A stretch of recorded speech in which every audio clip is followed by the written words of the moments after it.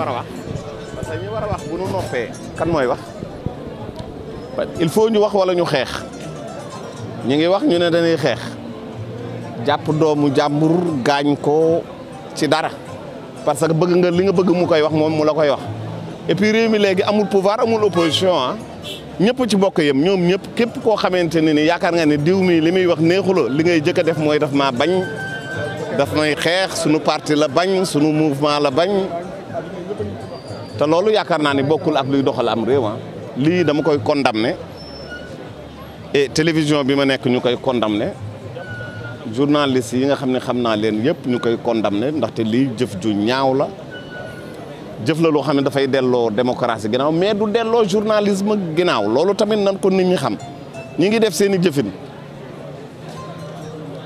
waaye du démocratie lay delloo ginnaaw démocratie bi day gën a mën a jëm kanam rek mënul tulul dellu ginnaaw.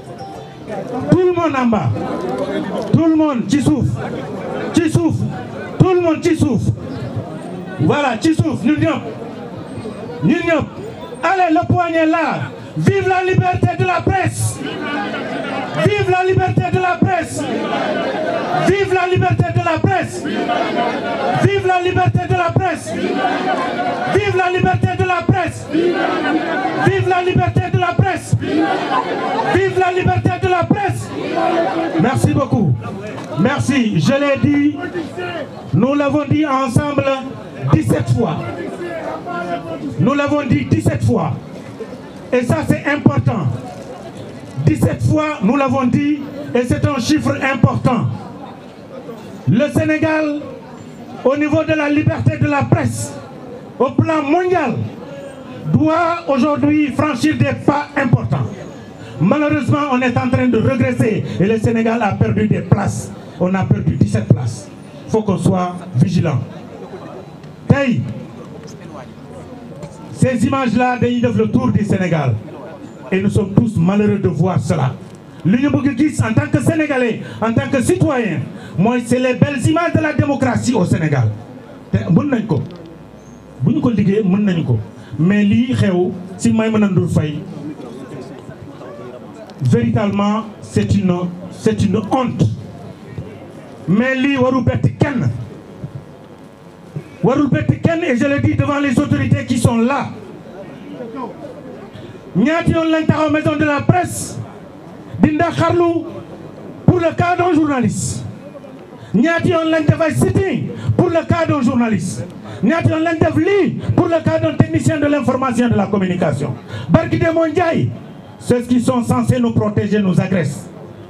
Heureusement que le ministre de l'Intérieur a reçu une délégation de la CAP pour discuter avec nous par rapport à la situation. Ces jeunes reporters que vous voyez, sans eux, on ne peut pas avoir d'informations. Sans ces jeunes reporters, on ne peut pas être libre. Parce que celui qui n'a pas d'information n'est pas libre.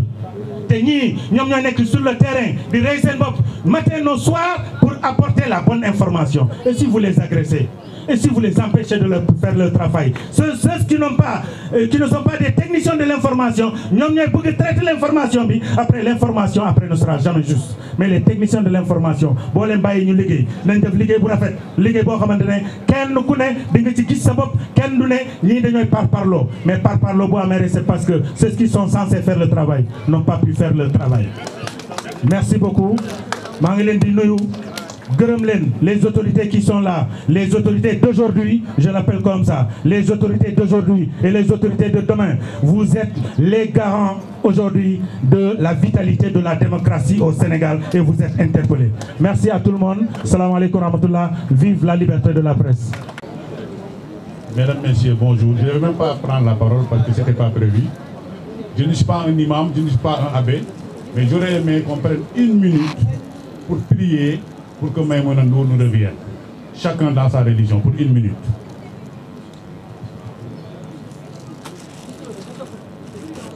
Si Corniche, si la guise rassemblement, oui, parce que je n'étais pas informé de la tenue de cette activité. Mais Maïmouna, c'est une Maïmouna là. Et quand j'ai entendu l'information ce matin, je me suis mis dans la peau de Maïmouna. Parce que récemment, Emoti Moudjouam, c'est mon birkoñ, amna jeunes Fonio.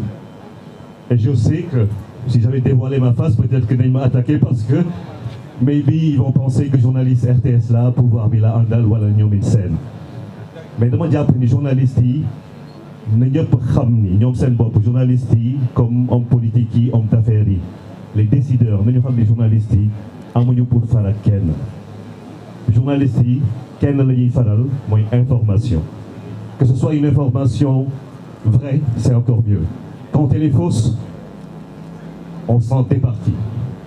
Et je pense qu'aujourd'hui, les journalistes, c'est le quatrième pouvoir, on le dit. Ils fréquentent le judiciaire, le législatif et l'exécutif. Et je suis heureux de voir que des ministres, des responsables syndicaux, des hommes politiques sont dans cette manifestation. Ce que je tiens à dire, c'est que Maïmouna, c'est encore une fois notre Maïmouna. On va se battre ensemble pour que ces agresseurs, quel que soit le commanditaire. Avant même que je n'arrive ici, juste au rond-point, j'ai reçu un message du ministre de l'Intérieur, je ne sais pas si vous l'avez reçu, disant que tout sera fait pour arrêter les agresseurs de Maïmouna Ndour.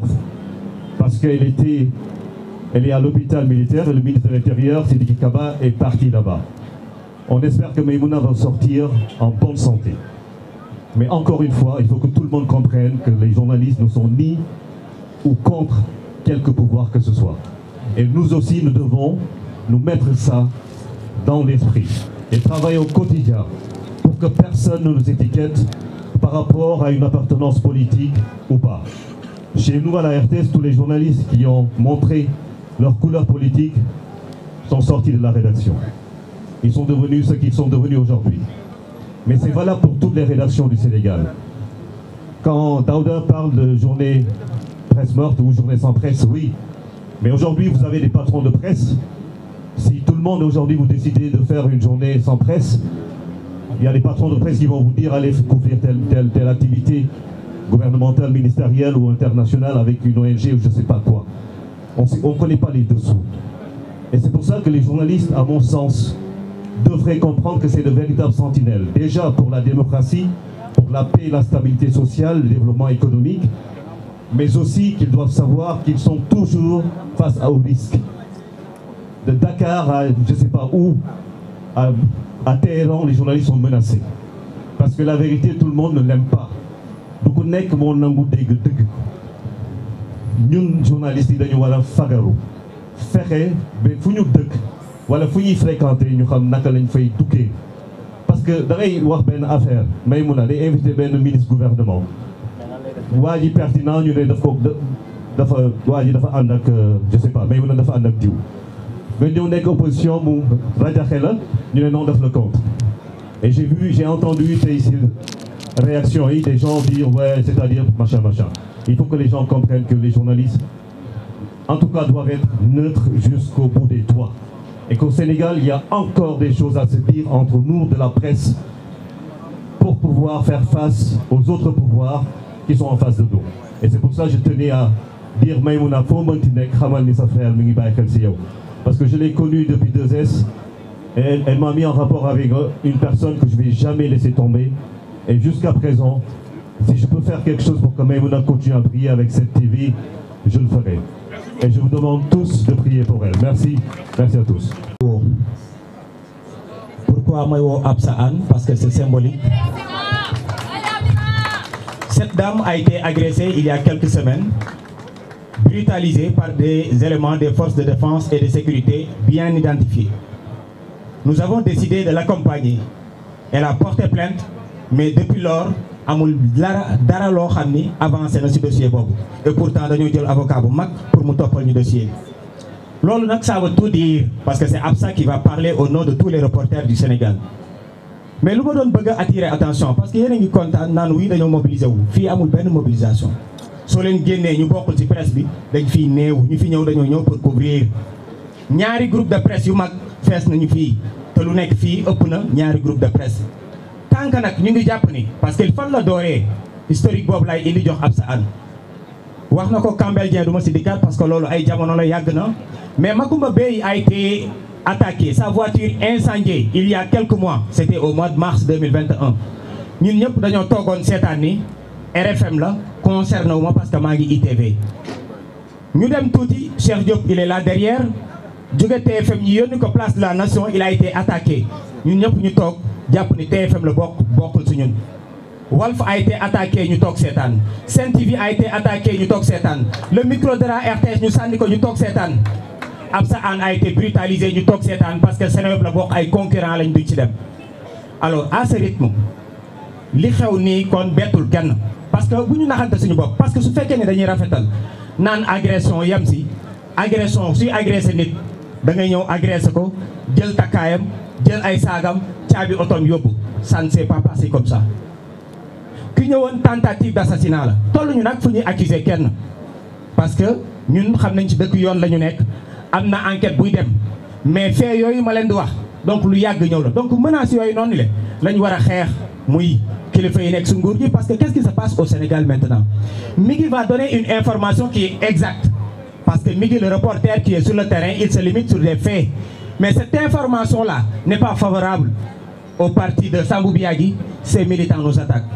mu favorable parti diw ces militants kontaan jàpp ni nous sommes les meilleurs moo tax may interpeller mes confrères yow yaay meilleur say naataango ñoo la ko mën a wax et non ceux qui sont à travers les réseaux sociaux parce que ñooñu lu ñu bëgg a dégg mooy lu leen neex rek nga leen koy wax alors que ñun suñu rôle mooy li Maïmouna Ndour Faye di wax pourquoi ma bëgg Maïmouna parce que Maïmouna quand il reçoit Mamadou Diop Decroix qui est de l'opposition dafay comporter wu comme quelqu'un qui est du pouvoir parce que c'est normal il y a pas de contradiction moo ko war a indi quand elle reçoit quelqu'un du parti PASTEF elle se comporte de la sorte comme ku nekkoon ci pouvoir bi c'est ce qui se passe avec Maïmouna Ndour Faye c'est pourquoi ma bëgg ko te Maïmouna mooy koo xam ni bépp activité bu ñu mus a am nous les acteurs des médias signalam la ñuy jox en direct mooy patron de presse buy rare bu nga xam ne day mobiliser wu pour ñun donc si on se mobilise cet après-midi pour moom war naa mën a ëpp lii moo tax ma leen di woo parce que fa lay joxee ab sa démb si guddi avant lii di xew c'est elle qui m'a envoyé lan la ñuy waaj pour le 8 mars thème bi lan la sécurité jigéen ñi sur le terrain ñoom ak jigéen ñi taxaw si ginnaaw muy les femmes mooy seen thème bu ñu doon waxtaanee fajar gi ba ma yeewoo itam appelem laa gis ay appel en absence woowu ma ko parce que xam naa du jàmm ndax heure bu ma woo 5 heures du matin ma dugg directement gis une femme bu tëdd deret du sotteeg si kawam loolu même bu dul woon taskat xibaar lu ñuy ñaawlu la le 1er mars fekkoon ku ko tax a jóg xamaguñ la tax pour taire Maïmouna Ndour Faye comme ma grande sœur l'a dit c'est peine perdue parce que dans cette foule il y a des centaines de Maïmouna Ndour Faye des femmes et des hommes parce que dans les rédactions il y a des centaines de Maïmouna Ndour Faye des femmes et des hommes donc c'est peine perdue pouvoir et opposition nous serons là et nous allons